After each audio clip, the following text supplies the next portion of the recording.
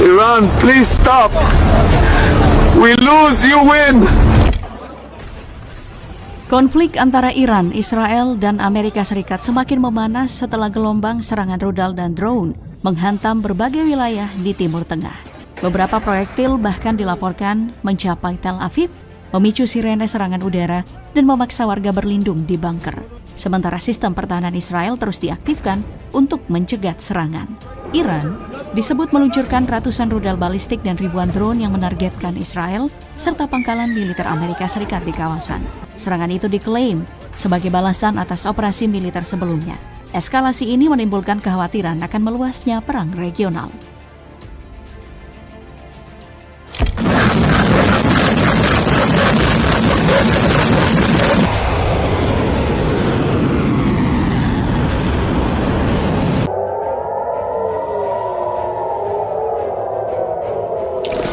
Rekaman terbaru bahkan memperlihatkan spektakel masuk kembali atmosfer.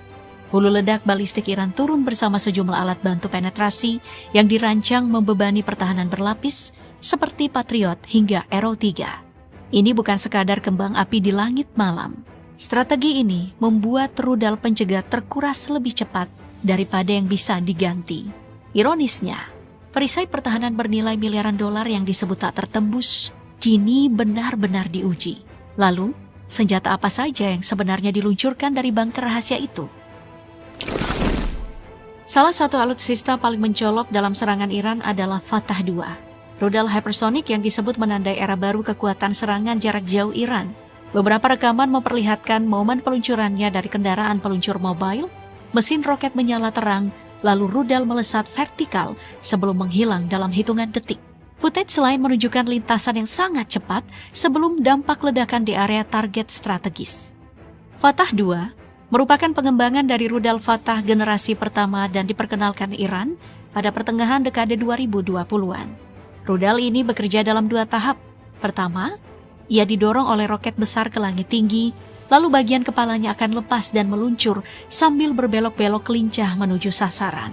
Kecepatannya diperkirakan mencapai Mach 15, membuatnya bisa menempuh jarak sekitar 1.400 km hanya dalam waktu singkat. Keunggulan utamanya adalah kemampuan manuver ekstrim. Saat sudah mendekati sasaran, Fatah 2 dapat bergerak dalam berbagai arah saat fase akhir penerbangan, bahkan mendekati target dari sudut tak terduga. Dengan profil radar yang rendah dan jalur luncur yang relatif rendah di atmosfer, rudal ini jauh lebih sulit dilacak dan dicegat. Senjata ini biasanya diarahkan ke target bernilai tinggi seperti sistem radar canggih, pangkalan militer, dan instalasi pertahanan udara. Beberapa analis pertahanan bahkan menyebut rudal hypersonic seperti Fatah 2 menjadi tantangan serius bagi sistem pencegat seperti Patriot, THAAD, dan Arrow karena konsep pertahanan konvensional sulit mengejar objek yang bergerak secepat itu.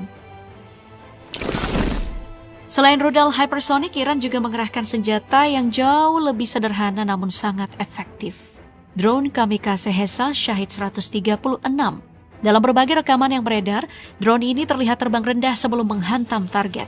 Salah satu footage bahkan menunjukkan Shahid 136 menghantam sistem radar di pangkalan Angkatan Laut Amerika Serikat di Bahrain. Sementara rekaman lain memperlihatkan drone serupa menabrak bangunan di kawasan Manama, lokasi yang juga menjadi markas armada kelima Angkatan Laut Amerika Serikat.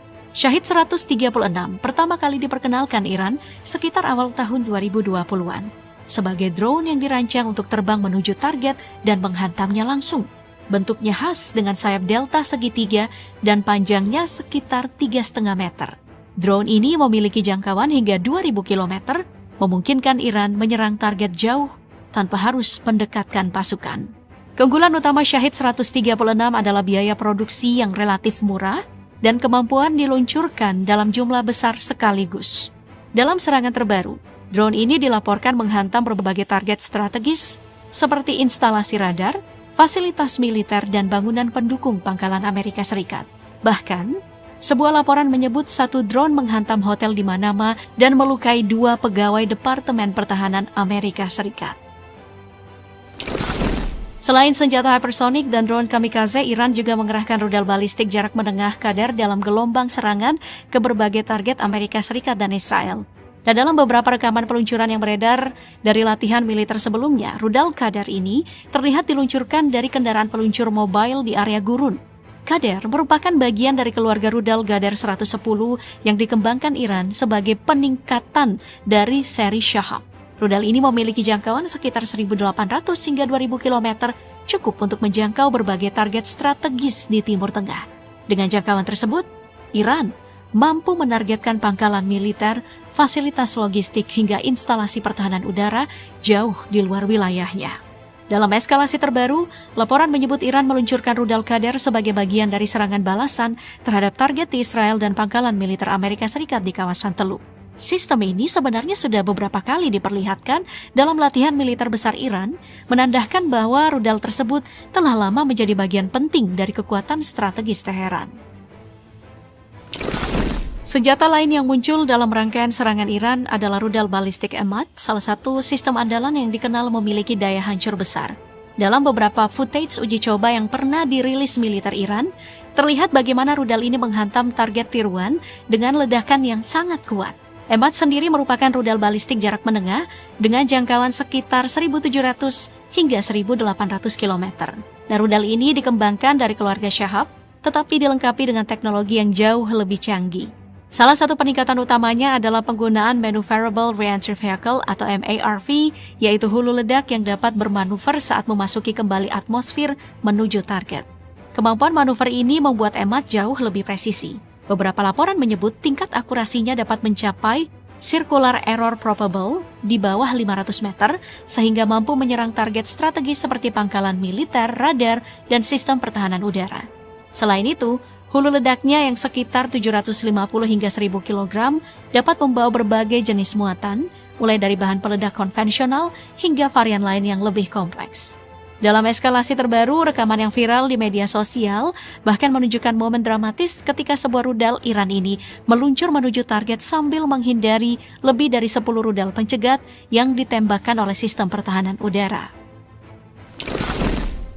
Alutsista berikutnya yang muncul dalam gelombang serangan Iran adalah rudal balistik Khorramshahr, salah satu rudal paling kuat dalam arsenal Iran.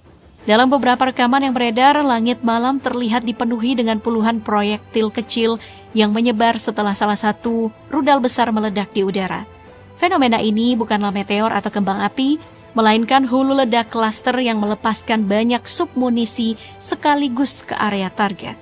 Khorramshahr merupakan rudal balistik jarak menengah yang diperkenalkan Iran pada tahun 2017 dan terus mengalami peningkatan dalam beberapa tahun terakhir.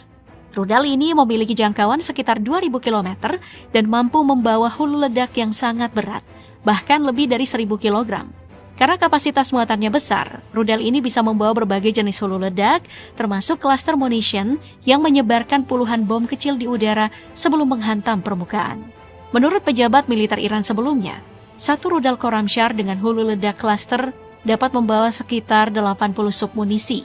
Artinya, jika puluhan rudal ditembakkan dalam satu serangan, ribuan proyektil kecil dapat tersebar di area luas sekaligus. Strategi ini dirancang untuk memperbesar area kerusakan dan mempersulit sistem pertahanan udara mencegat seluruh proyektil yang turun. Gelombang serangan Iran sejak 28 Februari 2026 menunjukkan skala konflik yang belum pernah terjadi sebelumnya di kawasan Timur Tengah. Data terbaru mencatat, Iran telah meluncurkan sedikitnya 767 rudal dan lebih dari 1.425 drone. Dengan total lebih dari 2.100 proyektil menghantam berbagai target yang terkait dengan Amerika Serikat dan juga Israel di kawasan. Serangan terbesar terjadi di Uni Emirat Arab, Kuwait, Bahrain, Qatar, dan Israel yang menjadi lokasi pangkalan militer Amerika Serikat atau fasilitas strategis sekutunya. Israel sendiri dilaporkan menerima lebih dari 50 drone dan ratusan rudal, sementara Kuwait dan Uni Emirat Arab juga menjadi sasaran ratusan proyektil. Serangan tersebut menargetkan pangkalan militer, fasilitas radar, pusat logistik hingga infrastruktur yang berkaitan dengan operasi militer barat di kawasan. Soal korban, angka yang beredar masih saling bertentangan. Garda Revolusi Iran mengklaim hingga 650 tentara Amerika tewas atau terluka dalam 2 hari pertama serangan balasan. Namun, pihak militer Amerika menyatakan angka tersebut tidak akurat. dengan laporan resmi sementara menyebut 6 personil tewas dan sekitar 18 lainnya luka serius dalam operasi militer terkait konflik ini. Nah, yang tidak kalah penting adalah tekanan besar terhadap sistem pertahanan udara barat. Dalam beberapa rekaman yang beredar, rudal pencegat Patriot terlihat gagal menghentikan rudal Iran yang mengarah ke pangkalan Al-Udeid di Qatar. Dengan ribuan proyektil yang diluncurkan secara bertahap, analis militer menilai stok rudal pencegat seperti Patriot, THAAD, dan Arrow beresiko menipis, membuka celah baru dalam sistem pertahanan yang selama ini dianggap hampir tak tertembus. Nah, di tengah perang narasi, CENTCOM menuduh Iran menyerang warga sipil di berbagai lokasi Timur Tengah. Namun, beberapa analis menilai banyak target sebenarnya terkait fasilitas militer Amerika Serikat, termasuk hotel di Bahrain yang menampung personil Pentagon. Perdebatan ini pun menunjukkan konflik tidak hanya terjadi dengan rudal dan drone, tetapi juga dalam perang propaganda dan informasi global.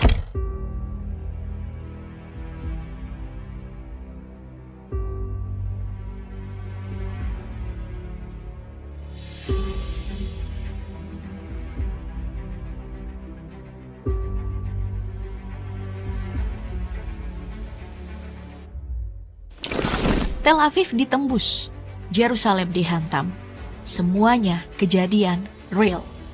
Pangkalan militer porak-poranda, radar canggih paling mahal luluh lantak. Semuanya bukti kalau kecanggihan dan kekuatan Patriot, THAAD atau David Sling hanya desas-desus yang selalu dibesar-besarkan. Tidak percaya? Coba lihat potongan video ini. Serangan ini terjadi berselang beberapa saat setelah serangan Israel ke Iran yang menjadikan Ali Khamenei dan beberapa pejabat utamanya martir.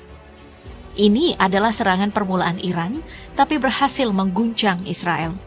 Diluncurkan pada malam hari ke jantung Tel Aviv, serangan ini mengungkap kelemahan mencolok dalam sistem pertahanan udara Israel yang selama ini dianggap tak tergoyahkan.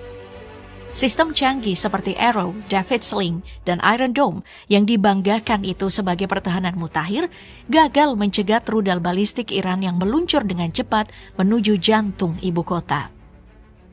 Rudal yang diyakini berasal dari seri Khaibar menghujam langsung di dekat sebuah blok apartemen residensial yang padat di Tel Aviv, menimbulkan kerusakan yang cukup parah.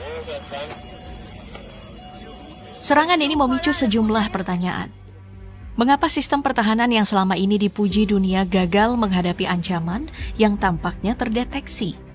Mengapa sistem Iron Dome yang dikenal mampu mencegat rudal-rudal dengan presisi tinggi tidak dapat berfungsi dengan maksimal?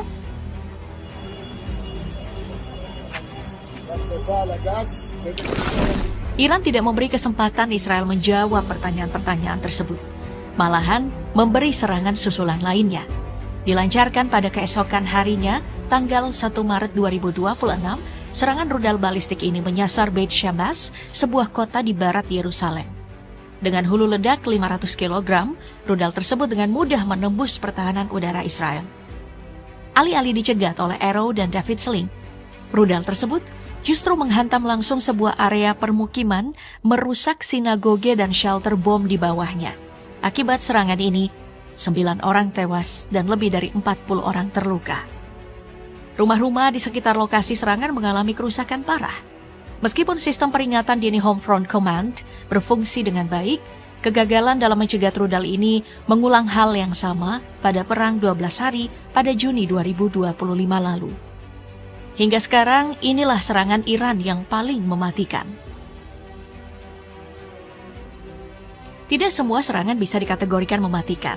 Namun, setiap serangan ini menguak kelemahan pertahanan udara Israel. Seperti dalam serangan rudal balistik Iran melanda Bnei Brak, sebuah kota dekat Tel Aviv, di tanggal 28 Februari. Rudal berjenis fragmen tersebut lolos dan menghantam sebuah gedung yeshiva serta apartemen yang terletak di sekitar area tersebut. Tidak ada korban jiwa dalam serangan ini, meski kerusakan pada bangunan cukup parah.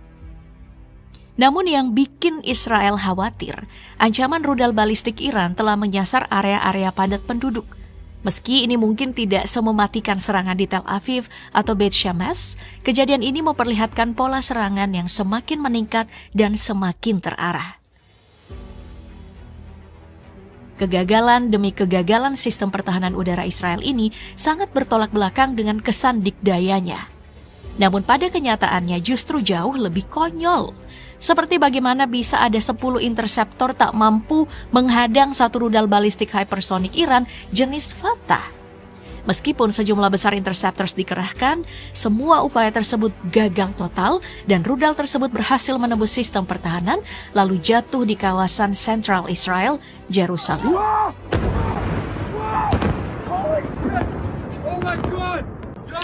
Namun bukan Israel saja yang kredibilitasnya hancur dalam perang ini.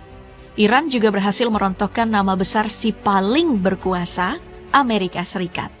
Rudal balistik Iran yang dilaporkan membawa hulu ledak tunggal mempecundangi 3 unit Patriot MIM-104 sekaligus. Ketiga interseptor ini gagal mengenai targetnya. Video yang beredar menunjukkan dengan jelas bagaimana rudal Iran melewati interseptor Patriot dan mengumbar kelemahan mencolok sistem tersebut. Rudal Iran dengan kecepatan tinggi berhasil lolos dan langsung menghantam markas utama CENTCOM di Al Udeid Air Base Qatar yang menampung 10.000 personel Amerika Serikat, sekaligus menghancurkan kepercayaan pada sistem pertahanan udara yang selama ini dianggap sebagai salah satu yang terkuat di dunia. Serangan pada 28 Februari itu merusak radar dan infrastruktur vital lainnya yang dikonfirmasi melalui citra satelit dan video yang beredar luas. Meski tidak ada korban jiwa yang diumumkan secara spesifik, serangan ini menunjukkan kegagalan yang memalukan dalam sistem pertahanan Amerika Serikat.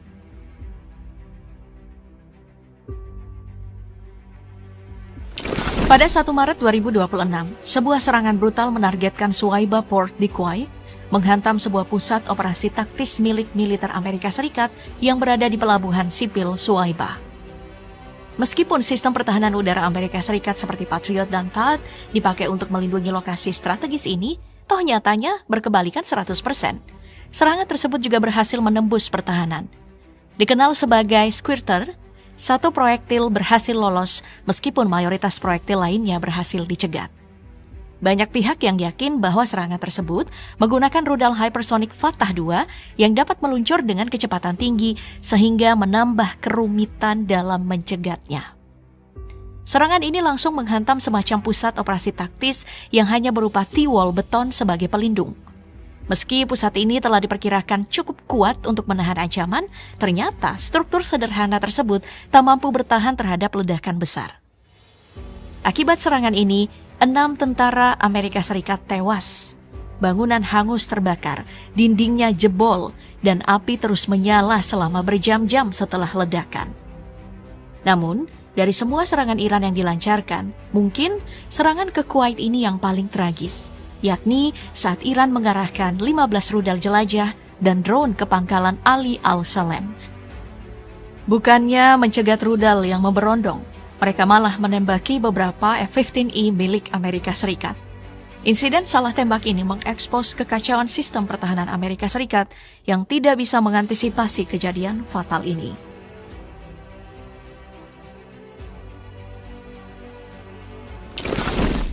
Serangan balistik Iran lainnya mengguncang markas besar armada kelima Amerika Serikat di Bahrain pada tanggal 28 Februari. Meskipun sistem pertahanan yang digunakan termasuk Patriot dan sistem lokal lainnya, rudal balistik Iran berhasil menembus dan langsung menghantam markas tersebut. Kerusakan besar pun terjadi dengan asap yang membumbung tinggi pada radar pertahanan yang vital. Serangan ini dilaporkan menewaskan 6 personil militer Amerika Serikat meskipun jumlah pasti korban belum dikonfirmasi. Pasukan pengawal revolusi Iran mengklaim bahwa mereka berhasil menghancurkan markas tersebut, sementara video yang beredar menunjukkan ledakan besar yang mengguncang markas armada. Kegagalan sistem Patriot dalam menghadapi rudal balistik ini menambah daftar pembuktian bahwa pertahanan udara Amerika Serikat tidak terkalahkan sekali lagi, hanyalah mitos belaka.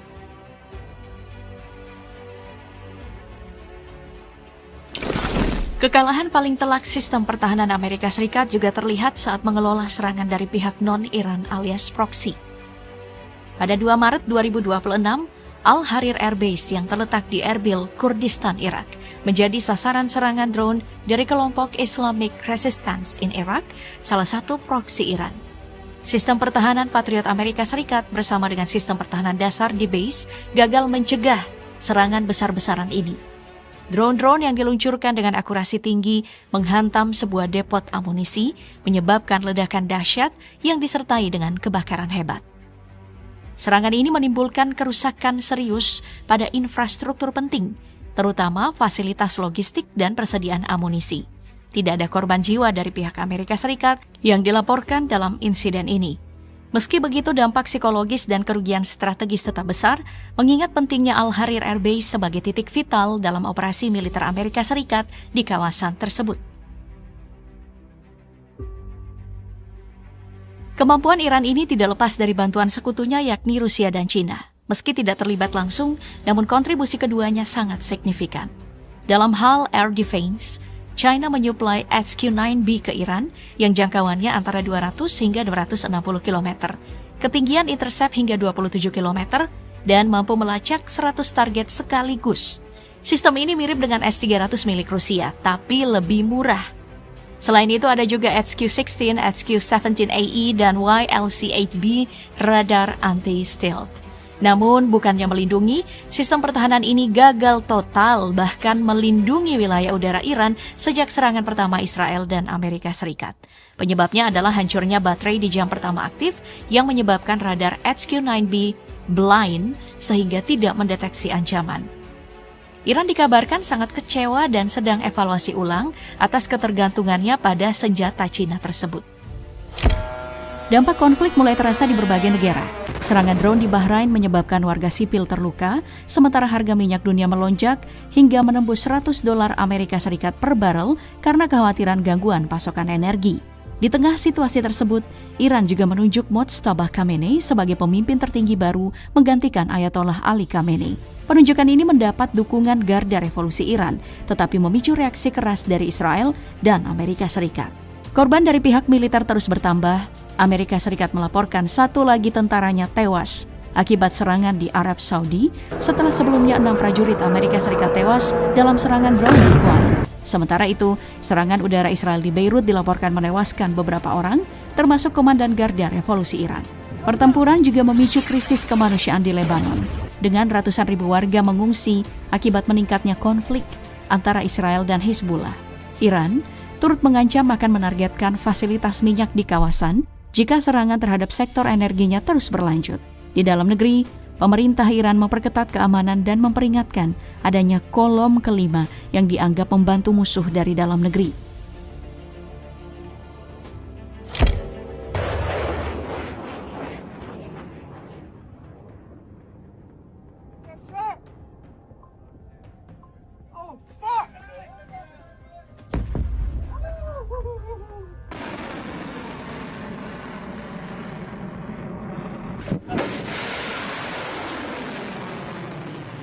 Konflik terbaru di Timur Tengah meledak setelah Amerika Serikat dan Israel melancarkan serangan besar dalam operasi Epic Fury. Serangan tersebut menargetkan berbagai fasilitas militer Iran dan sekutunya di kawasan. Tidak lama kemudian, Teheran membalas melalui operasi yang mereka sebut True Promise 4, sebuah rangkaian serangan balasan menggunakan drone dan rudal jarak jauh. Salah satu momen paling mengejutkan dalam operasi ini terjadi jauh dari daratan. Korps Garda Revolusi Islam Iran mengklaim berhasil menghantam sebuah kapal perusak Angkatan Laut Amerika yang berada di sekitar 650 km di selatan Iran di Samudra Hindia. Saat itu, kapal perang tersebut dilaporkan sedang melakukan pengisian bahan bakar di tengah laut bersama kapal tanker pendukung. Menurut pernyataan resmi IRGC, serangan tersebut dilakukan menggunakan kombinasi rudal Qader 380 dan rudal jelajah Talayeh yang akan kita bahas lebih jauh nanti. Ledakan yang terjadi disebut memicu kebakaran besar di kapal target. Dalam berbagai footage uji coba militer yang beredar, Qader 380 ini terlihat diluncurkan dari peluncur darat sebelum meluncur rendah menuju target laut. Rudal ini merupakan rudal jelajah anti kapal yang dikembangkan dari keluarga rudal Pave dengan jangkauan diperkirakan 1.000 hingga 1.500 km. Ukuran rudalnya cukup besar untuk kelas rudal jelajah, dengan kemampuan membawa hulu ledak berat yang dirancang khusus untuk menghancurkan kapal perang. Sistem navigasinya memungkinkan rudal mengikuti jalur penerbangan rendah di atas laut, membuatnya lebih sulit terdeteksi radar. Kemunculan rudal ini menjadi pesan strategis yang sangat jelas. Iran ingin menunjukkan bahwa bahkan kapal perang di laut terbuka pun tidak sepenuhnya aman.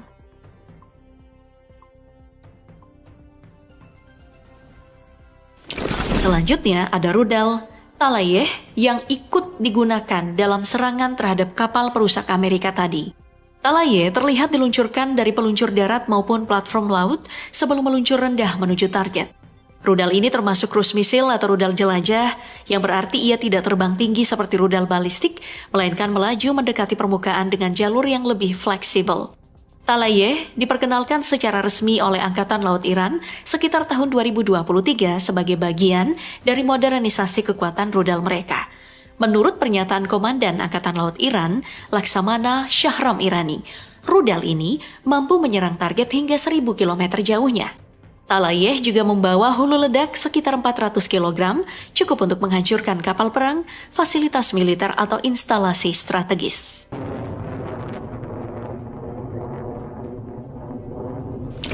Selain rudal balistik dan rudal jelajah, Iran juga memanfaatkan drone kamikaze dalam gelombang serangan balasan operasi True Promise 4. Salah satu yang paling menarik perhatian adalah Hadid 110, sebuah drone serang terbaru yang mulai diperkenalkan Iran pada tahun 2025. Menurut laporan militer Iran, salah satu drone Hadid 110 dilaporkan berhasil menghantam sistem radar militer Amerika di Uni Emirat Arab dan Qatar. Target radar seperti ini sangat strategis karena radar merupakan mata dari sistem pertahanan udara. Jika radar rusak atau terganggu, kemampuan mendeteksi serangan rudal juga ikut melemah. Hadid 110 sendiri dikenal juga dengan nama Dalahu. Berbeda dengan sebagian besar drone kamikaze yang menggunakan mesin baling-baling, drone ini menggunakan mesin jet mini. Teknologi ini membuatnya mampu melaju hingga sekitar 510 km per jam, jauh lebih cepat dibandingkan drone kamikaze konvensional. Drone ini memiliki jangkauan sekitar 350 km dan dapat terbang hingga ketinggian sekitar 30.000 kaki. Dalam sekali misi, Hadid 110 mampu membawa hulu ledak sekitar 30 kg. Cukup untuk menghancurkan radar, kendaraan militer atau instalasi komunikasi.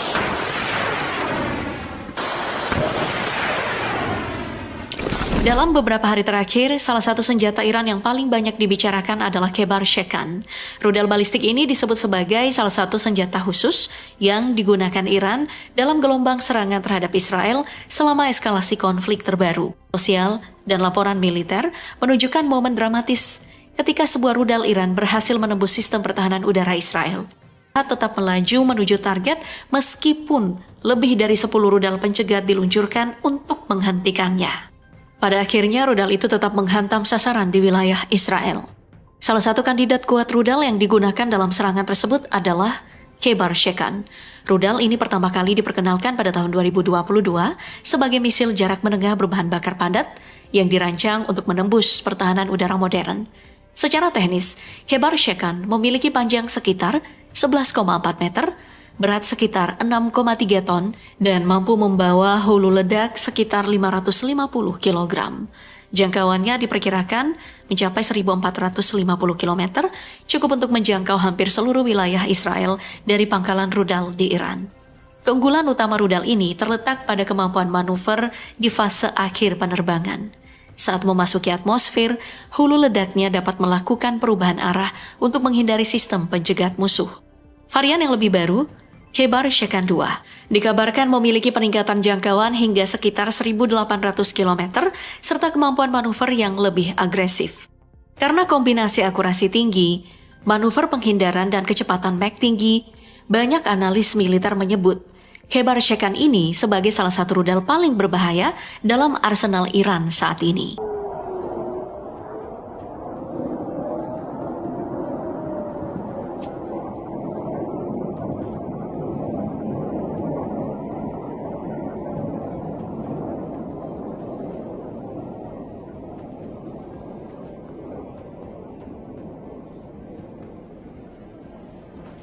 Para analis militer juga meyakini penggunaan rudal balistik Qiyam, khususnya varian Qiyam 1 dan Qiyam 2. Rudal ini diketahui ditempatkan di beberapa fasilitas strategis Iran, termasuk pangkalan Kamran Air Base di dekat kota Jem. Pangkalan ini menjadi sorotan setelah latihan militer besar Iran yang dikenal sebagai The Great Prophet 18, di mana Iran memperlihatkan kesiapan unit rudal balistiknya. Laporan intelijen menyebutkan bahwa di fasilitas tersebut terdapat silo peluncur Qiyam-1 yang memungkinkan rudal diluncurkan dengan sangat cepat tanpa perlu kendaraan peluncur terbuka. Versi Qiyam di akhir 2000-an menggunakan 3 silinder giroskop mekanis sebagai bagian dari sistem navigasi inersia. Giroskop ini bertugas menjaga orientasi rudal selama penerbangan awal, dan yang menariknya, komponen tersebut sebenarnya hanya perlu bekerja sekitar 60 detik pertama, yaitu saat rudal masih berada pada fase dorongan roket.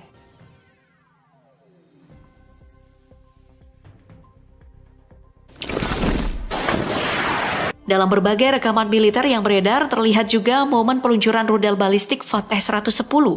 Footage tersebut biasanya menampilkan peluncur bergerak yang membuka tabung peluncur, lalu rudal melesat vertikal ke langit sebelum menuju targetnya. Rudal ini menjadi salah satu senjata paling sering digunakan Iran dalam berbagai operasi militer selama 2 dekade terakhir. Fateh 110 pertama kali diperkenalkan pada tahun 2002, dan sejak itu berkembang menjadi salah satu rudal balistik paling penting dalam arsenal Iran. Rudal ini menggunakan bahan bakar padat yang memberikan keuntungan besar dibanding rudal berbahan bakar cair. Dengan sistem ini, rudal bisa diluncurkan jauh lebih cepat tanpa proses pengisian bahan bakar yang rumit. 110 memiliki jangkauan sekitar 300 km dan mampu membawa hulu ledak hingga 500 kg. Jarak ini memang tidak sejauh rudal balistik jarak menengah Iran, tetapi cukup untuk menyerang pangkalan militer, radar, depot logistik, hingga fasilitas strategis di kawasan sekitar Teluk Persia.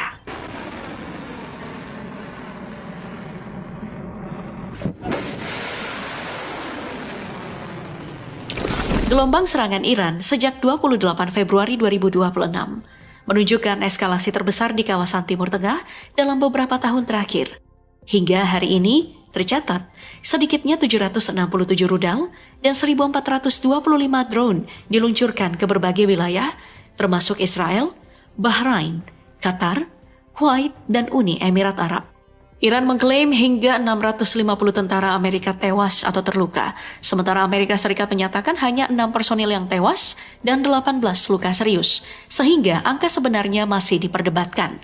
Beberapa laporan juga menunjukkan kegagalan sistem pertahanan udara Patriot dalam mencegat rudal balistik Iran di Qatar.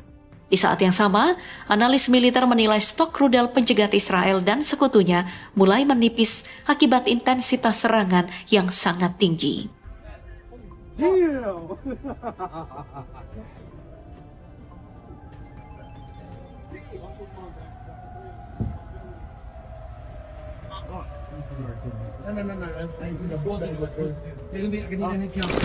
Di tengah perang informasi, narasi juga menjadi senjata. CENTCOM menuduh Iran menargetkan warga sipil di berbagai lokasi, termasuk bandara dan hotel di kawasan Teluk. Namun banyak analis menilai klaim tersebut lemah karena sebagian besar lokasi yang disebut juga memiliki fasilitas militer atau personil militer di dalamnya. Perdebatan ini memperlihatkan bagaimana propaganda dan disinformasi menjadi bagian yang tak terpisahkan dari konflik modern. Dengan serangan yang masih berlangsung dan tekanan militer dari berbagai pihak, konflik Iran, Israel, dan Amerika Serikat kini memasuki fase yang semakin berbahaya dan berpotensi memicu perang yang lebih luas di Timur Tengah.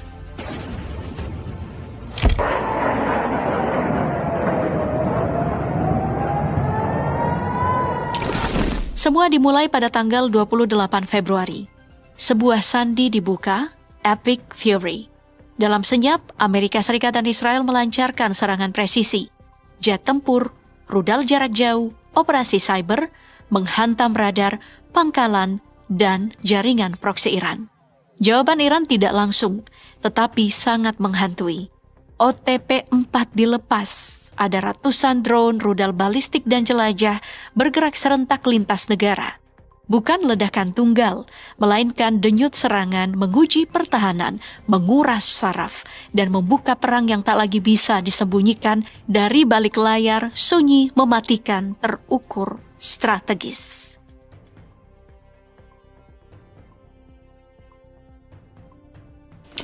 Serangan ini bukan acak.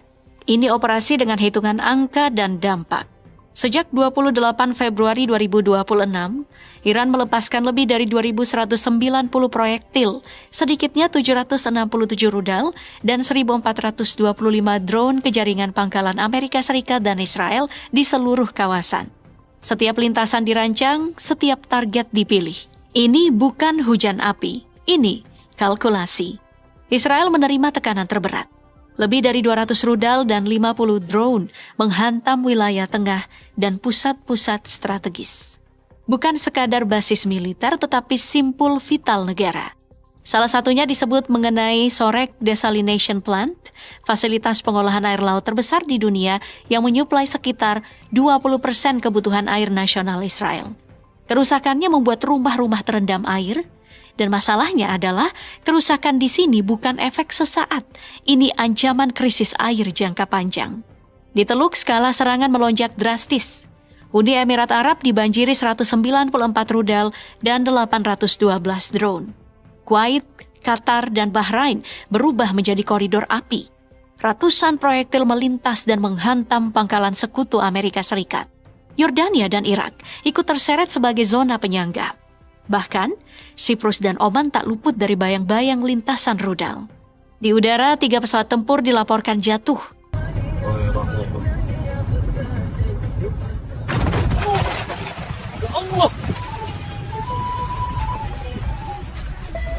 Di laut, IRGC diklaim berhasil memaksa USS Abraham Lincoln meninggalkan area misi dan bergerak ke Samudra Hindia Tenggara setelah menjadi target 4 rudal jelajah.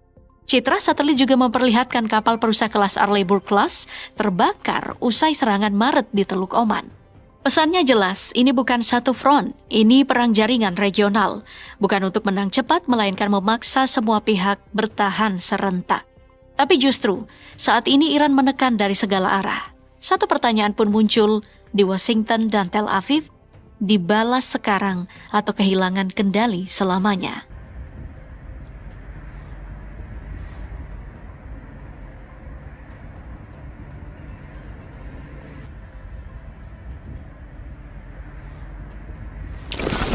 Di tengah konflik Iran melawan Amerika Serikat dan Israel, medan perang melebar ke ranah geopolitik.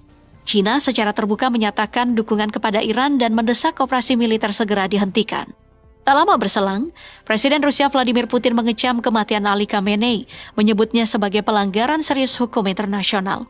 Tapi kejutan terbesar justru datang dari Kim Jong-un yang menyatakan kesiapan menyediakan dukungan militer kepada Iran, sementara Hizbullah sudah menyerang dari utara. Pesannya jelas, yakni konflik ini tak lagi lokal.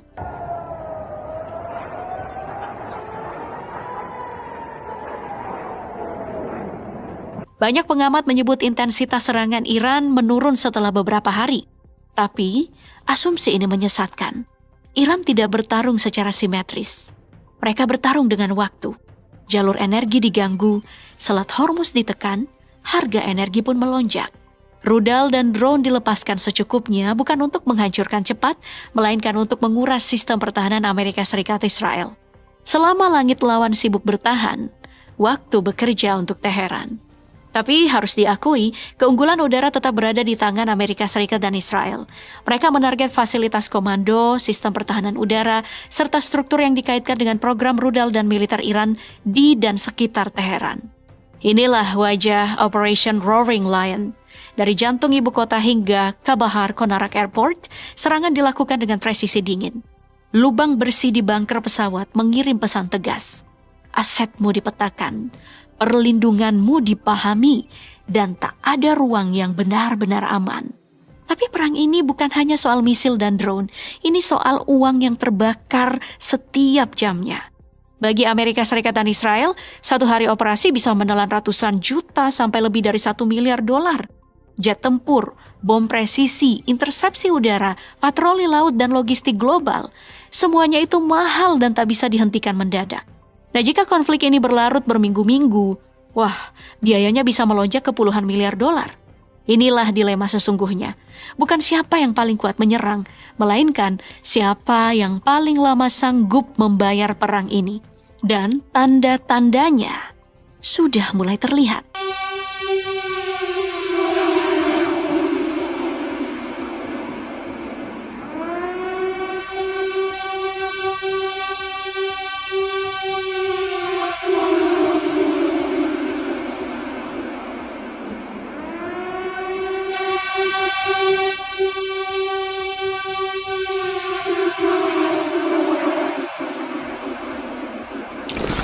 Amerika dan Israel memilih membalas. Di hari kedua, tepatnya tanggal 1 Maret, Amerika Serikat dan Israel menaikkan level permainan. Lebih dari 2.000 target di Iran dihantam. Sasaran utamanya bukanlah garis depan, melainkan lembaga keamanan internal, pusat komando, dan simpul kendali negara. Tujuannya jelas, melumpuhkan kemampuan Iran mengoordinasikan balasan. Serangan tidak berhenti di dalam wilayah Iran.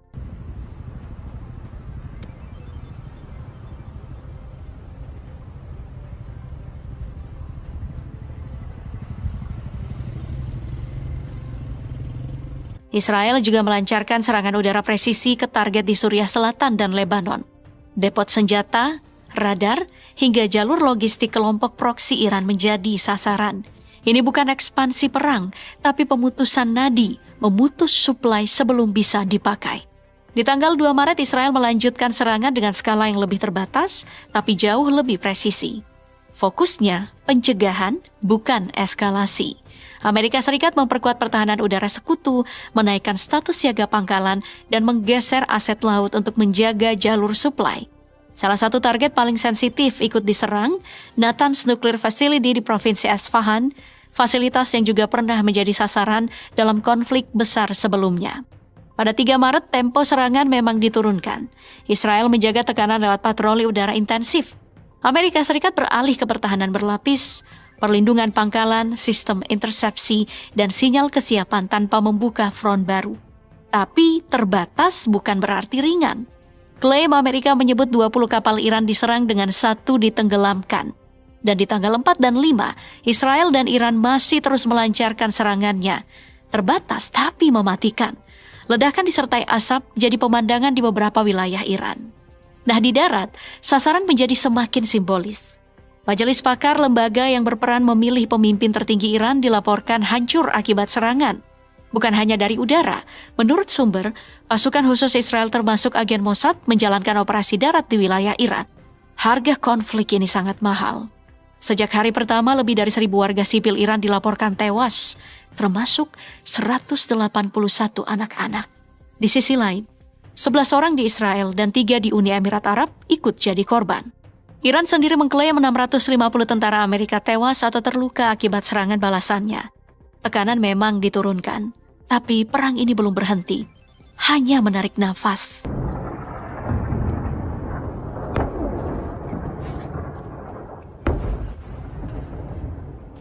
Menurut laporan media Korea Selatan, Amerika Serikat disebut mulai kehabisan sistem pertahanan udara hanya dalam 48 jam setelah perang dengan Iran memanas. Sistem pencegat utama dipaksa bekerja tanpa henti. Bahkan muncul pertimbangan menarik perisai dari Asia Timur ke Timur Tengah, sinyal keras bahwa tekanan rudal Iran mulai memaksa Washington menggeser perlindungan globalnya. Ini kontras dengan narasi kampanye Donald Trump yang berulang kali menyebut Teheran akan runtuh dalam hitungan hari. Di titik ini, pertanyaannya pun bergeser. Bukan lagi siapa yang paling kuat, melainkan siapa yang akan kehabisan amunisinya lebih dulu.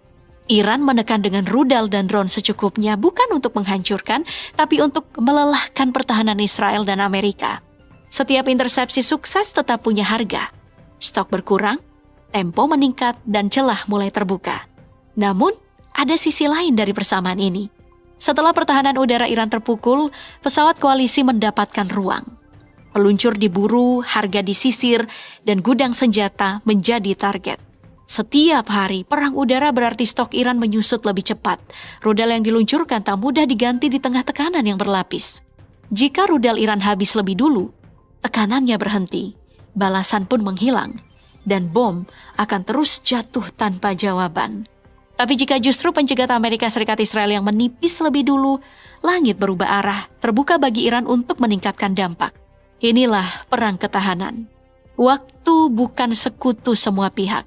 Ia hanya berpihak pada mereka yang mampu bertahan paling lama.